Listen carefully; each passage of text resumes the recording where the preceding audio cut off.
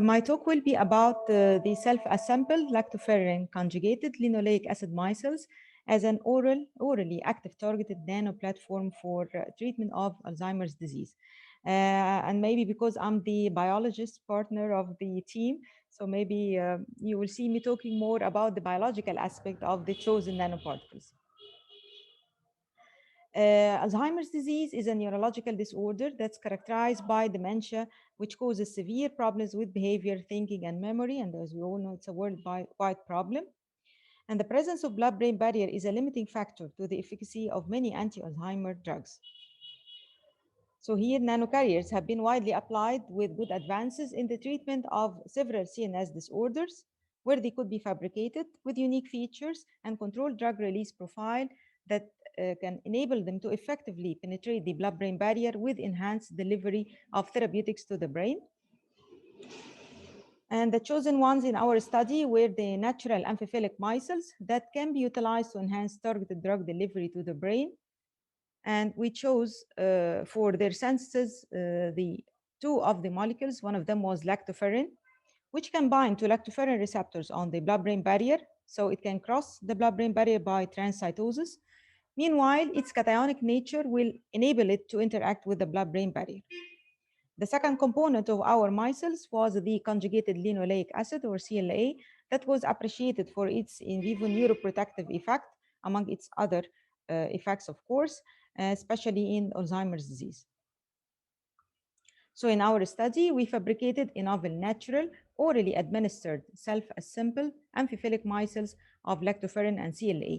And actually, we chose the oral route because we all know that treatment of Alzheimer is a chronic treatment. So you need a more convenient route for therapy for the patient. Lactoferrin was covalently attached to CLA via carbodiamide coupling reaction to form the micellar nanoplatform. After that, CLA was loaded into the hydrophobic core of the micelles, and here we can get the advantage of the core shell property of the micelles, where you have the hydrophilic shell to enable the molecule to interact with the aqueous media of the biological system, and you can load any hydrophobic drugs into the hydrophobic core. So the lactoferrin micellar corona could enhance the active targeting to the brain, as we mentioned, via the lactoferrin receptors. The fabricated nanomicelles were extensively characterized. Their in vivo biodistribution and toxicity were examined. And then we moved to their in vivo anti-Alzheimer's efficacy in comparison to the mixture of the free lactoferrin and CLA. So first, my colleagues, not me, prepared the amphiphilic lactoferrin CLA micelles.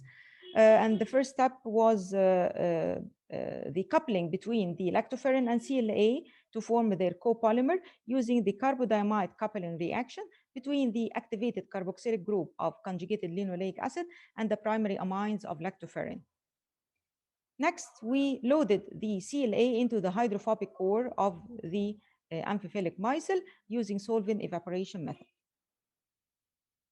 They were characterized, as we mentioned. The amphiphilic copolymer was characterized chemically using FTIR. Also, the critical micellar concentration was determined. And as for the CLA-loaded micelles, were further characterized using UV visible spectrophotometer, entrapment efficiency, drug loading were calculated, hydrodynamic particle size, PDI, zeta potential, and morphological examination by TM. Of course, because we intended to use these nanoparticles in vivo, we had to perform some in vitro studies.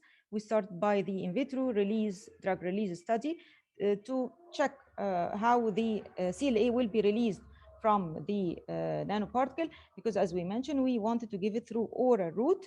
So we wanted to check its release profile in the GIT fluids. Also in vitro hemolysis assay, because as we know, this molecule, these particles will move to the bloodstream. So we wanted to know how will they interact with the blood cells, red blood cells. Next, in vivo studies were done, which included in vivo biodistribution study, in vivo toxicity study to check the safety of the product, and then finally in vivo efficacy study. Let me stop at the in vivo efficacy study because we used one of the neurotoxins, which is aluminum chloride, which was given for a period of 60 days orally, daily oral dose, to induce the neurotoxic Alzheimer's-like state. And after that, we gave the assigned treatment for 1 month for another 30 days, which included either the physical mixture of lactoferrin and CLA or the CLA-loaded nanomicelles. Were given orally for 1 month. So, by characterization of the lactoferrin CLA copolymer using FTIR, there were no detectable changes in the structure of lactoferrin after conjugation. Also, FTIR proved the successful formation of the amide bond between lactoferrin and CLA. Also, the critical micellar concentration was found to be around 0.006 milligram per milliliter, which is a relatively low value, and it proves that these micelles will resist the disassembly in diluted situations like when they move to bloodstream. And concerning the CLA-loaded micelles, they exhibited particle size of around 126 nanometer, PGI around 0.0301, negative zeta potential, and by using TEM, they were spherical with a diameter of about 53 nanometer. We got the entrapment efficiency for CLA around 76% with the drug loading of 8.7%. And concerning the in vitro studies, the release in vitro drug release study showed minimal CLA release in the stimulated gastric fluid with a sustained release in the stimulated intestinal fluid. Also, the nanocarrier exhibited an insignificant hemolysis, so they are hemocompatible.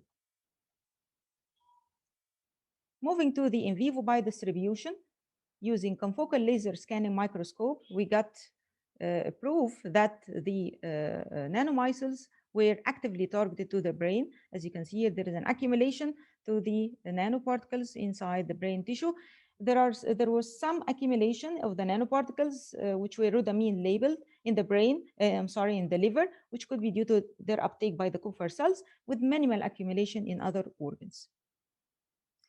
Again, the nanocarrier was truly safe because we didn't get any in vivo toxic manifestations, whether at the clinical signs, at the level of the animal's weight, the organ's weight, the liver kidney function, or even by histopathological examination of different animals' tissue.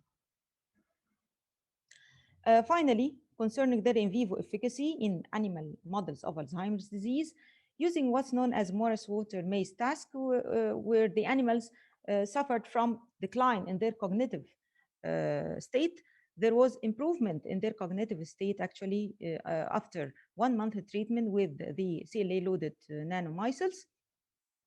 Also, at the level of the biochemical parameters, we got improvement in the acetylcholinesterase activity, which was decline, decrease in the amyloid beta protein, decrease in the oxidative stress state in the hippocampus of the animals, finally decrease in the inflammatory and apoptotic states in the hippocampal tissue.